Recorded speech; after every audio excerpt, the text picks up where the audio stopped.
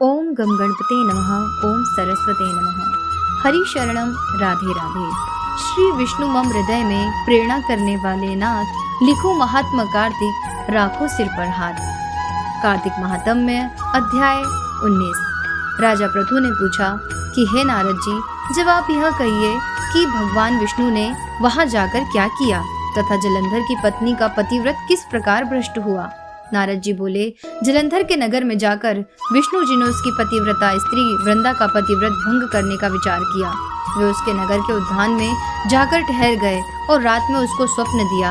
वह भगवान विष्णु की माया और विचित्र कार्य पद्धति थी और उसकी माया द्वारा जब वृंदा ने रात में वह स्वप्न देखा कि उसका पति नग्न होकर सिर पर तेल लगाए महिष पर चढ़ा है, वह काले रंग के फूलों की माला पहने हुए है तथा उसके चारों हिंसक जीव हैं, वह सिर मुंडाए हुए अंधकार में दक्षिण दिशा की ओर जा रहा है, उसने नगर को अपने साथ समुद्र में डुबा दिया इत्यादि बहुत से स्वप्न देखे।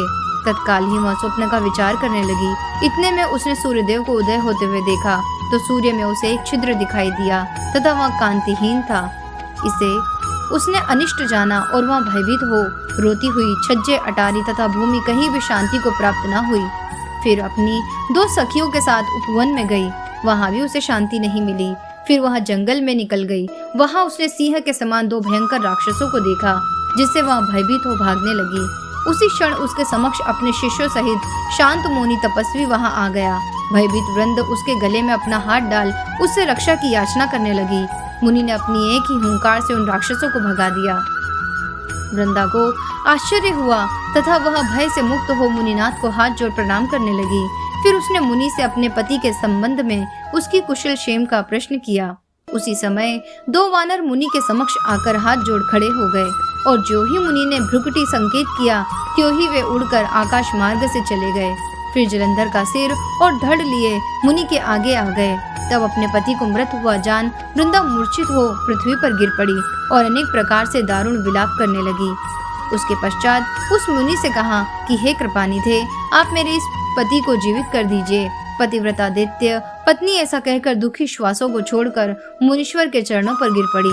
तब मुनीश्वर ने कहा, यह शिव जी द्वारा युद्ध में मारा गया है, जीवित नहीं हो सकता, क्योंकि जिसे भगवान शिव मार देते हैं वह कभी जीवित नहीं हो सकता। परंतु शरणागत की रक्षा करना सनातन धर्म है, इसी कारण कृपा कर मैं इसे जिलाए देता हूँ। नारद जी ने कहा, वह मुनि साक्षात विष्णु ही थे जिन्होंने यह सब माया फैला रखी थी। वह वृंदा के पति को जीवित करके अंतर्धान हो गए। जलंधर ने उठकर वृंदा को आलिंगन किया और मुख चूमा। वृंदा भी पति को जीवित हुआ देख अत्यंत हर्षित हुई और अब तक हुई बातों को स्वप्न समझा। तत्पश्चात वृंदा सकाम हो बहुत दिनों तक अपने पति के साथ विहार करती रही। एक बार सूरत एवं संभोग काल के अंत में उन्हीं विष्णु को देखकर उन्हें ताड़ित करती हुई बोली, हे पराई स्त्री से गमन करने वाले विष्णु, तुम्हारे शील को धिक्कार है। मैंने जान लिया है कि मायावी तपस्वी तुम ही थे। इस प्रकार कहकर कुपित पतिव्रता वृंदा ने अपने तेज को प्रकट करते हुए भगवान विष्णु को शाप दिया। तुमने माया से 2 राक्षस मुझे दिखाए थे, वही दोनों राक्षस किसी समय तुम्हारी स्त्री ला हरण करेंगे। सर्पेश्वर जो तुम्हारा शिष्य बना है, यह भी तुम्हारा साथी रहेगा। जब तुम अपनी स्त्री के विरह में दुखी होकर विचरोगे, उस समय वानर ही तुम्हारी सहायता करेंगे। ऐसी कहती हुई पतिव्रता वृंदा अग्नि में प्रवेश कर गई। ब्रह्मा आदि देवता आकाश से उसका प्रवेश देखते रहे। वृंदा के शरीर का तेज पार्वती जी के शरीर में चला गया। पतिव्रत के प्रभाव से वृंदा ने मुक्ति प्राप्त की।